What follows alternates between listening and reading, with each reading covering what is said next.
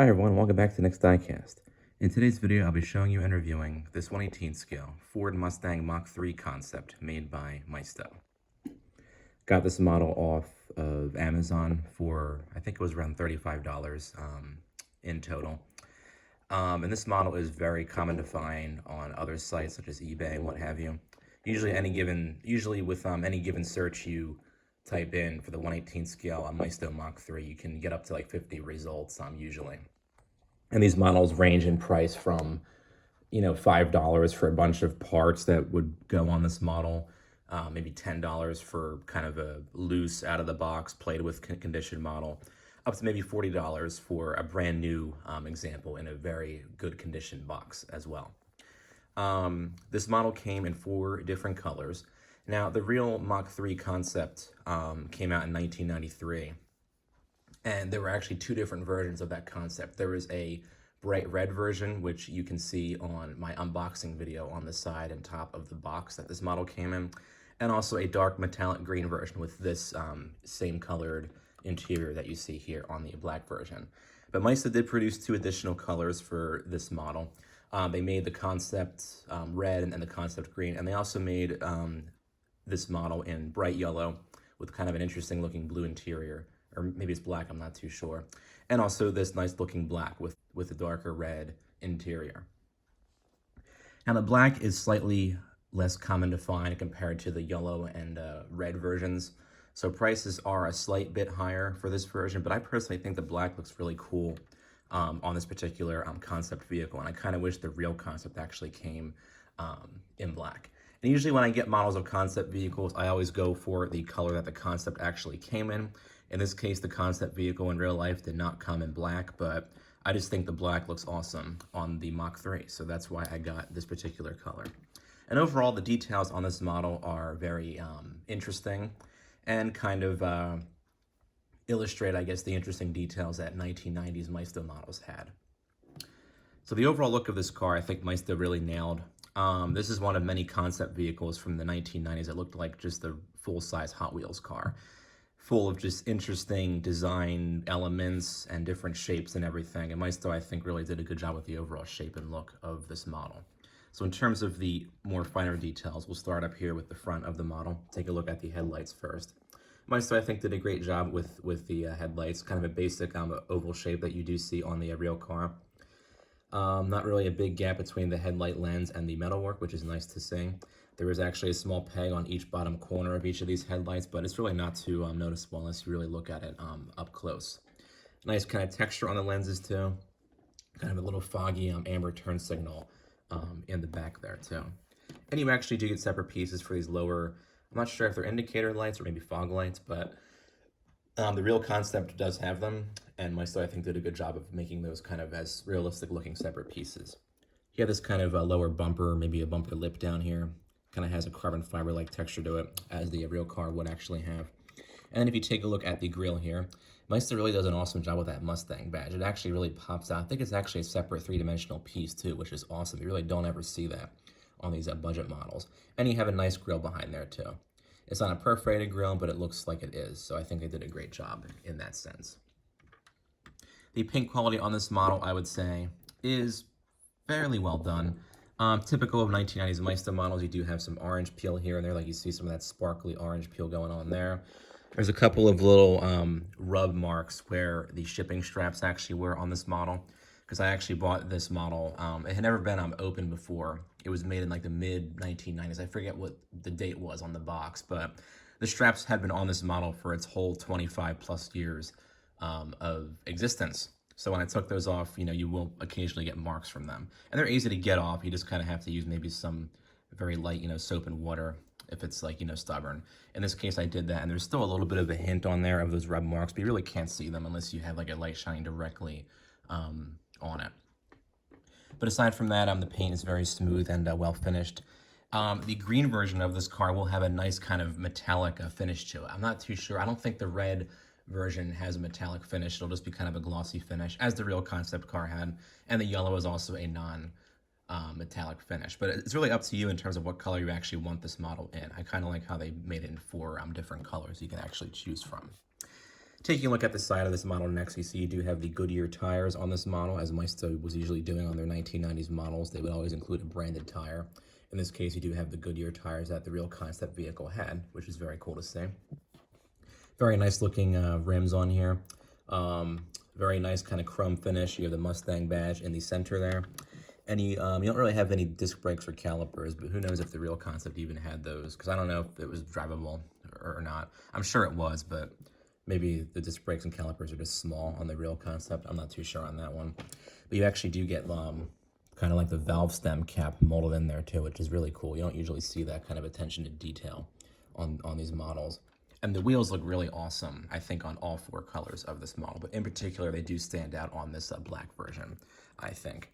You do have a side kind of intake on here, kind of has a nice texture on the outside, and it's actually partially hollowed out, or fully hollowed out, I should say. You can't really see all the way through to where the back wheel well is, but at least Maisto actually made that like kind of a molded out piece. A lot of times this will just kind of be like blocked off or is molded in with like thick plastic, but this actually is a functional intake vent. Very cool to see. And of course, with this model, you do have full steering. It's actually very kind of wide and good steering as well. And suspension too.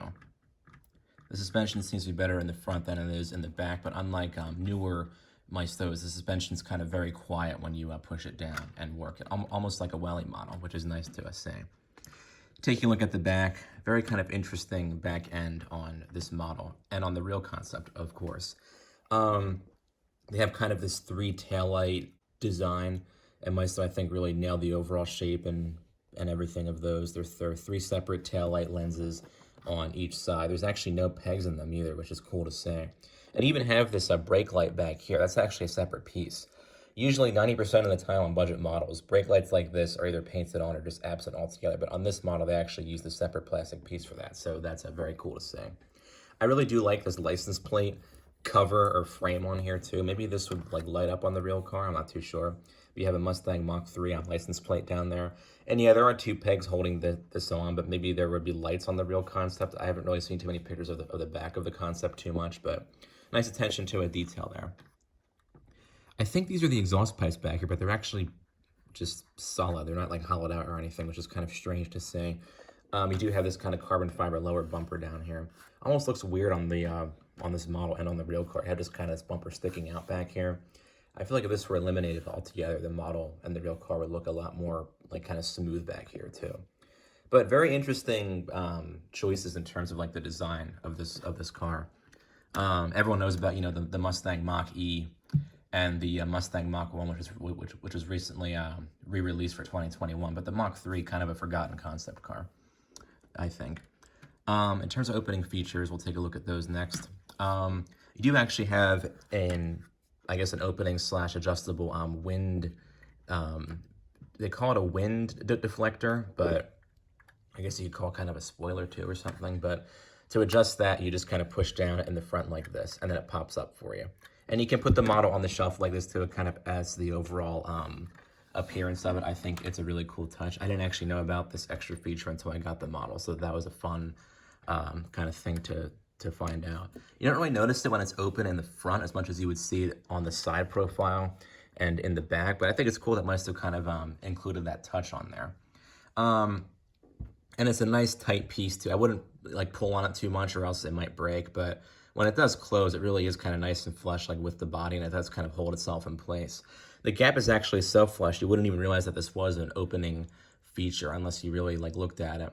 And I think if you open up the trunk, you can see like the hinge a little bit, but here it is again, kind of popped up like that. So I think that's a really cool thing that they included on this model.